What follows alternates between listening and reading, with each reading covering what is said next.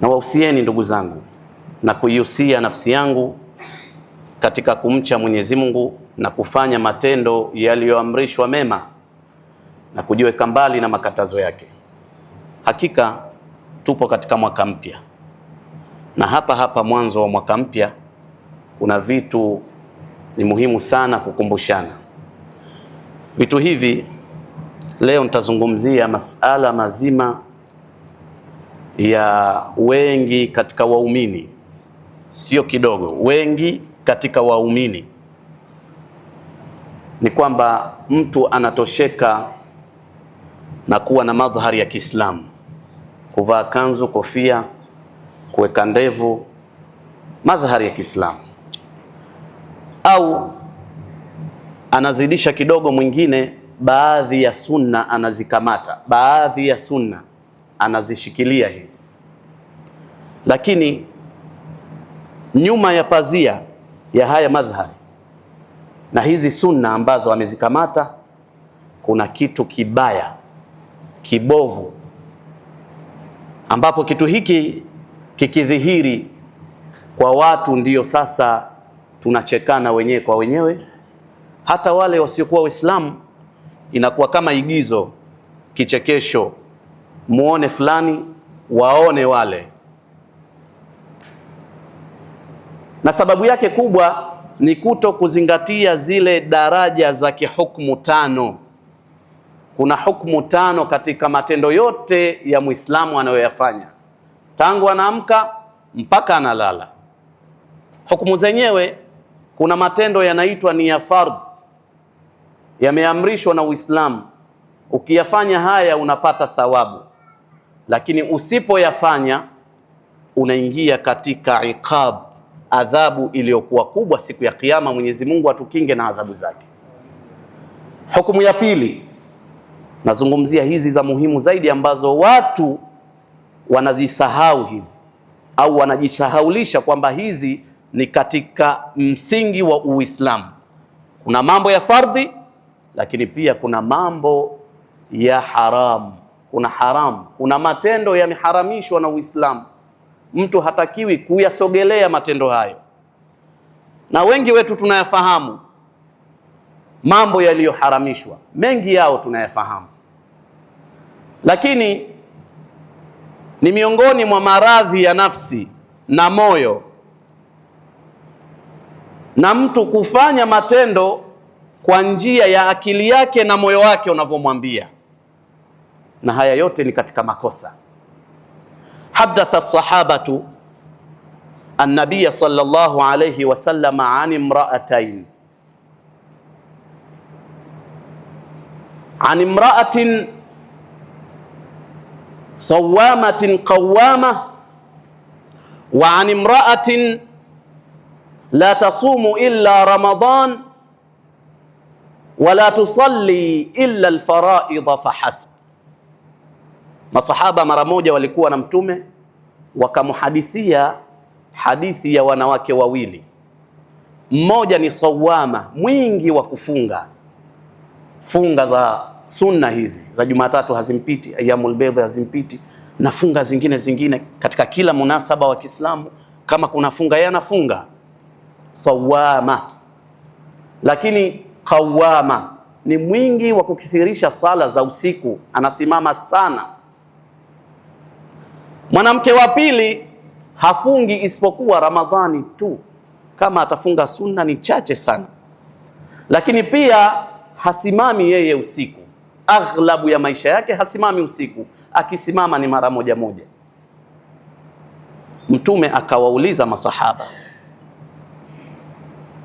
kutokana na yule wa mwanzo ambaye ni sawama qawama, kaifa hiya ma'a jiraniha, vipi huyu anaishi na jirani yake au na majirani zake, muamala wake uko vipi na majirani zake? Faqalu tu'dhi jiranaha, wakamjibu Mtume kwamba huyu yeye anamuudhi jirani yake. Kweli anafunga sana, anasali sana, problemu yake kubwa ni kwamba yeye mdomo wake hauwezi, anamuudhi jirani yake kwa mdomo wake na matendo yake.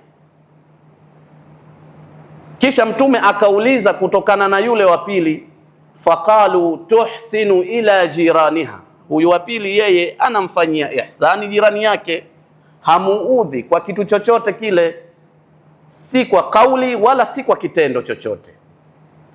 Mtume akajibu vipi? Faqala, kutokana na yule wa mwanzo, hiya finnar, huyo ni katika watu wa motoni, huyo ni wa motoni kabisa. Hata kwamba yeye amebeba yote haya ya funga nyingi na swala nyingi na mambo mengi ya ibada, lakini madam hajajiepusha na haramu, ambayo hiyo ni daraja kubwa kuliko hayo anayoyafanya. Na sisi tunayafanya mengi katika haya, tunafunga sana, tunaswali sana, tunatoa sadaka sana. Hizi zote ni katika mambo ya sunna mandub. Ikiwa hatukujiepusha na haramu, hata tufanye sunna ngapi, basi sisi tupo katika hali mbaya. Akasema kutokana na yule wa pili ambaye yeye swala zake ni za fardhi tu, lakini pia funga zake ni za Ramadhani tu au na sunna chache chache, akasema hiya fil janna, huyo ni katika watu wa peponi. Kwa hiyo wingi wa amal sio dalili ya kuwa wewe sasa amali yako ni njema sana. Ndio wale wanatenda wakihisi kwamba wamefanya wema katika matendo yao, mwisho wa siku kumbe wao ni katika muflisin, waliofilisika. Ndio Mtume aliwauliza pia masahaba, atadruna manil muflis, je, mnamjua mtu ambaye ni muflis, ambaye hana kitu, amefilisika?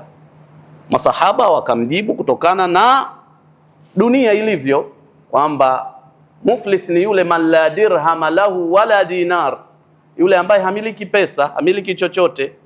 Mtume akasema, innal muflisa min ummati man yati yawma alqiyamati wa qad shatama hadha, man yati yawma alqiyamati wa lahu salatun wa zakatun wa sadaqatun wa siyam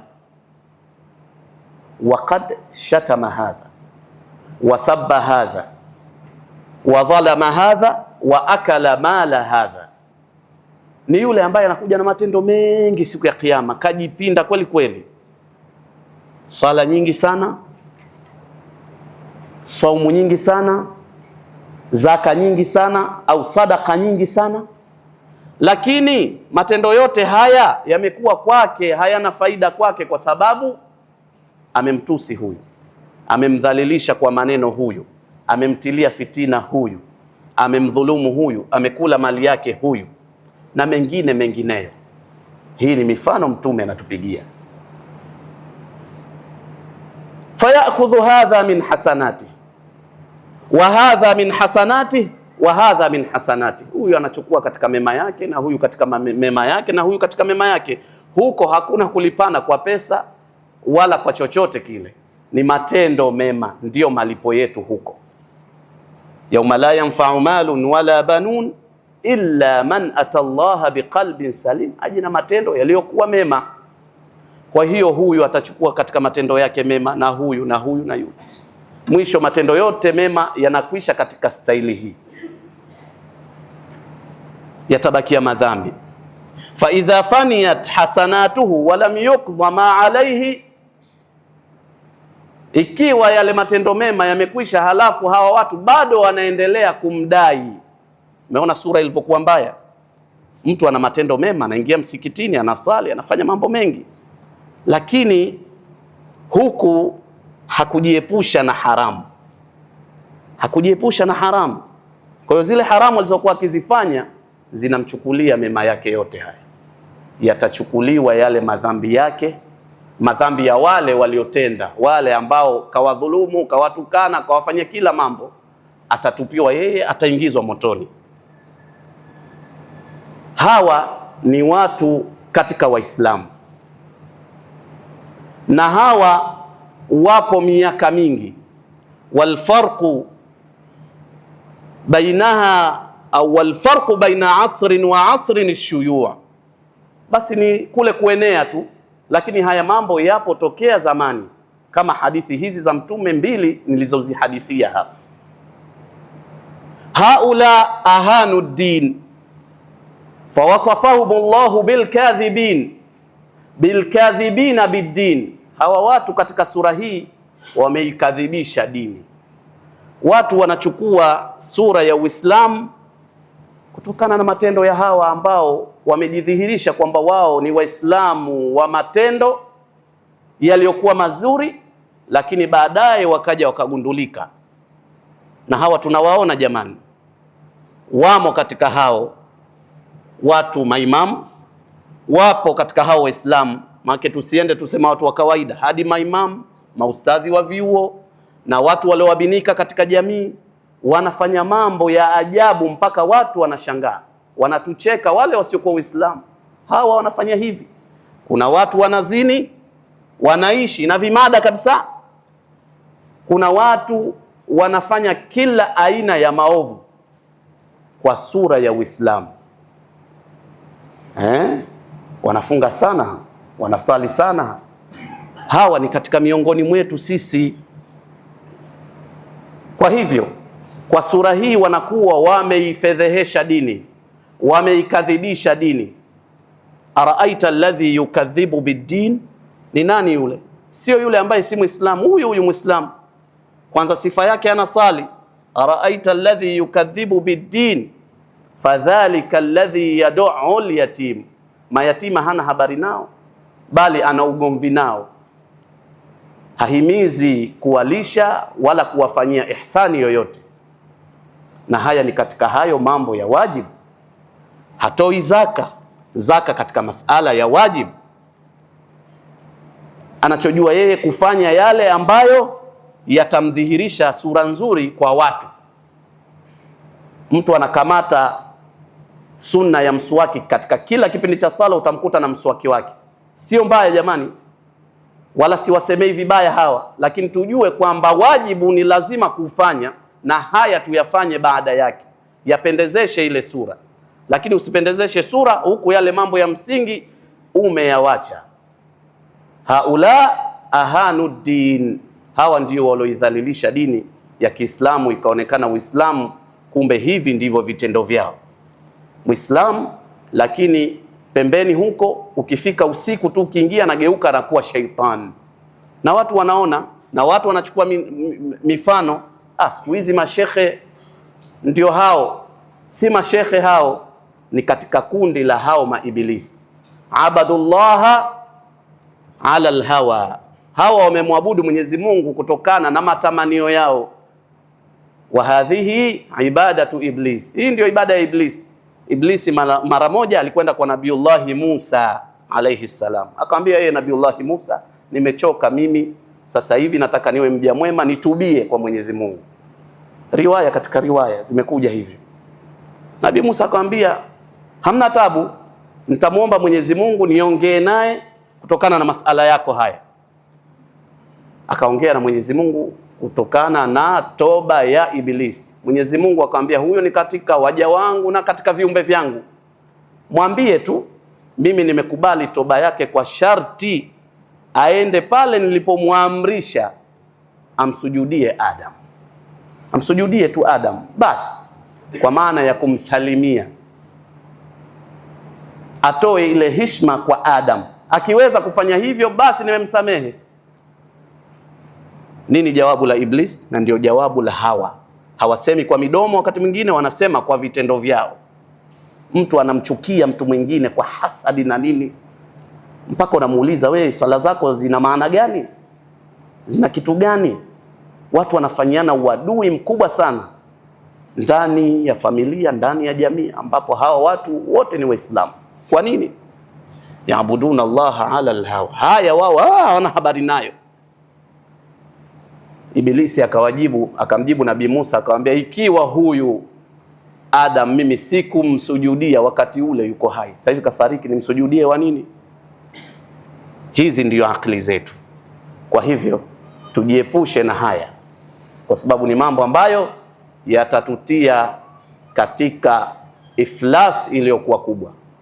Tunatoka na matendo mengi, lakini tunafika mbele ya Mwenyezi Mungu hatuna kitu. Enyi waja wa Mwenyezi Mungu, hunaka aswa min hadha tanatta wa huwa anna alghayata tubarriru alwasila. Huu ni ugonjwa wa pili wa Waislamu wengi, kwamba lengo fulani ambalo ni zuri anataka kulifikia, lengo hili analitumia kuhalalisha njia yoyote ya haramu. Hazingatii ule uharamu, anatizama lengo yeye. Mtu anataka kuoa, anakwenda kwa wazazi wa binti, anamposa binti yule, akisha mposa inakuwa ndiyo halali kwake yeye kukaa naye wao peke yao, kutoka naye auti wanasema, kufanya naye kila jambo. Bali inafikia watu wakishatoa hizi posa au katoa mahari, anaweza kulala naye kitanda kimoja, akafanya naye kama anavyofanya mke na mume, kila kitu, na wazazi wanaridhia na jamii inaridhia haya. Anakwambia madamu anataka kumuoa basi tayari ndio wake hao, huyo ni wake yeye, huyo tayari ni mkewe huyo. Haya yapo katika jamii yetu. Huu ni mfano tu. Je, hii inaruhusika kisheria kweli? Hairuhusiki, kwa sababu wanasema maulama, muqaddimatul aqd laysa biaqd, utangulizi wa mafungamano yoyote yale sio aqdi, sio mafungamano. Tayari haikuwa sheria kwamba umehalalishiwa mkataba huo. Unapoingia mkataba na mtu, mpaka ule mkataba utimie, ndio yale mambo yafanyike, kubalike katika pande zote mbili. Sasa wewe umetanguliza tu hivi vitu vya huu mkataba. Huu ni mkataba, umetoa posa, lakini pia umefanyaje? Mwingine anatosheka na posa, mwingine anatoa hadi mahari, tayari kashakuwa mkewe. Bado hajakuwa mkeo huyo. Wewe ishi naye huyo, unaishi naye, unazini naye, ni kimada wako, lakini sio mkeo. Muqaddimatul aqdi laysa biaqd, hii ndiyo sheria. Kwa hivyo lazima mambo ya haramu tujichunge nayo, na yale mambo ya wajibu lazima tuyajue na tuyafanyie kazi. Hata tukivaa kanzu zina ukubwa wa kiasi gani, hata tukijipamba na mapambo gani ya Uislamu, ikiwa ya wajibu tutayawacha na ya haramu tutayasogelea, basi sisi hatuna kitu mbele ya Mwenyezi Mungu. Kuna njia tatu. Njia ya kwanza, na ndiyo njia kubwa, ni kuihesabu mtu nafsi yake, na njia hii ina mambo matatu. Kwanza, nurul hikma, turuqul muhasaba thalathatun inda al-Imam al-Ghazali. Njia za kuhesabu mtu nafsi yake ni njia tatu, kama walivyoelekeza maulama, kama ilivyokuja katika vitabu vya Imam al-Ghazali. Anasema njia ni tatu. Njia ya kwanza, nurul hikma. Kwanza tunatakiwa sisi Waislamu tusiishi mambumbumbu, hiyo dini yetu hatuijui, tunaijua kwa kuingia misikitini na kutoka. Lazima tusome yale ya wajibu ninayoyasema, yako mengi, mtu ayafahamu ya wajibu ni yapi, ni kitendo gani ambacho mimi nisipokifanya Mwenyezi Mungu ananiandikia kwamba huyu ni mtu wa motoni, huyu atapata adhabu yangu, lakini nikikifanya hiki ndiyo njia yangu ya kunifikisha peponi. Nini kitakachokusaidia? Nurul hikma, yani alfiqh, kusoma fiqh. Na mashekhe mashallah wanajitahidi katika misikiti kuweka hizi darsa za kuwazindua watu na kuwaelimisha watu yale ya wajibu. Sheikh Muhammad anayo darsa hapa, lakini je, tunahudhuria? Tuna muda? Sisi tuko na mbio tu za kimaisha. Maisha haya yana mwisho, maisha haya hayamalizi. Utaishi, lakini utayawacha hapa. Tena ni muda mfupi tu, ni dakika moja au mbili unazoishi hapa ulimwenguni kwa masaa ya huko akhira. Ni dakika mbili, mtu hazidi tatu. Anayeishi miaka 90 ni dakika tatu hizo, au dakika 2.5 za huko akhira, kwa sababu siku moja ni miaka 1050. Hayaigawegawa, ukigawagawa mpaka ukija katika madakika utajikuta wewe ulioishi miaka 100 una dakika 3 tu ulizoishi za huko. Je, haya ndio maisha ya kusema uache haya ya wajibu? Tusomeni jamani, Uislamu ni kusoma, dini ni ilmu. Haya matendo yanaitwa tadayun. Haya kila mtu anafanya kwa kadiri ya Mwenyezi Mungu alivyomjalia. Kwa hivyo kuna yale ya lazima tuyajue, tutayajua kwa nurul hikma. Ndio maana inaitwa nurul hikma, alfiqh, kusoma fiqh, kuijua sheria, nini kinachotakiwa. Yale ya lazima tu, sio lazima uwe mwanachuoni ubobee ufanyaje, hapana. haya ni ya lazima, yananilazimikia mimi, haya ni fardhu ain kwangu mimi, lazima uyajue. Lakini njia ya pili, anasema Imamu al-Ghazali, suu dhanni bin nafs, hii nafsi hii tusiendekeze, lazima tuitilie mashaka, tuilaumu. Kwa nini wewe nafsi unafuata matamanio yako? Tuizuie na kila mambo mabaya. Mwingine anajua kabisa kwamba mimi naenda huku na si pazuri huku, lakini anafuata tu. Wacha bwana, nafsi yangu, raha zangu hizo. Raha hizi zina mwisho. Nabiullahi Nuh anaulizwa, wewe ni katika viumbe ambao wameishi katika binadamu walioishi miaka mingi. Unaionaje dunia? Tizama mtu alioishi miaka mingi, kaishi miaka 1400, sio miaka 950. Ile ilikuwa ni katika kuwalingania watu wake kabla ya tufan, kabla ya yale maangamizi. Kisha baada yake akaishi miaka, ikafika miaka 1400. Anasema mithla baitin lahu babani dakhaltu min huna wa kharajtu min hunak. Yani nikiyatizama mpaka umri huu naona kama nimefumba na kufumbua tu, ni nyumba ndogo hivi, nimeingia mlango huu nimetoka mlango ule. Hayatoshelezi maisha haya, maisha ya kudumu ya huko akhira. Kwa hiyo lazima hii nafsi tuilaumu na tuishuku, kwa nini inafanya hivi. Lakini chingine cha mwisho, at-tamyizu baina an-niqmati wa an-ni'ma. Tunapokuwa katika hali ya nekma, matatizo na mabalaa, lazima tujiulize, mabalaa haya yanasababishwa na kitu gani? Una dhiki ya maisha, una matatizo na watoto wako, una matatizo na familia yako. Nini hasa kwako wewe? Mbona yanakuandama tu haya? Tatizo ni nini? Magonjwa na vitu vingine. Kuna mengine haya ni kutokana na matendo yako. Ndio watu wema walikuwa katika kaida ya watu wema, idha faqadu amalahum tafaqadu a'malahum. Matarajio yao yanapoondoka, yanapopotea, huangalia matendo yao. Kwa nini haya matarajio na haya malengo hayakutimia wala hayakubaki, yamepotea? Wanatizama kwanza matendo yao. Unapokuwa katika neema, basi mshukuru Mwenyezi Mungu, wala usitakabbar, bali umuombe Mwenyezi Mungu taufik, na uzidi kumshukuru kwa kufanya mambo yaliyokuwa mema. Insha Allah, katika mwaka huu mpya, kila mmoja wetu ahudhurishe nia katika moyo wake kwamba atafanya matendo yote mema. Ahudhurishe nia kwamba atautumia muda wake kama upasavyo, atautumia muda wake katika kufanya mambo yenye manufaa kwake na katika jamii yake. Ahudhurishe nia kwamba kama yeye ni mvivu wa mambo haya mema, basi ajihimize kwamba mara hii atakuwa ni mchangamfu na atajikurubisha zaidi kwa Mwenyezi Mungu. Lakini pia atie nia kwamba atajifunza. Kila siku mwanadamu anajifunza, hakuna mtu ambaye hajifunzi. Ajifunze yale yaliyokuwa mazuri ili ayafanye, yale yaliyokuwa mabaya ayawache.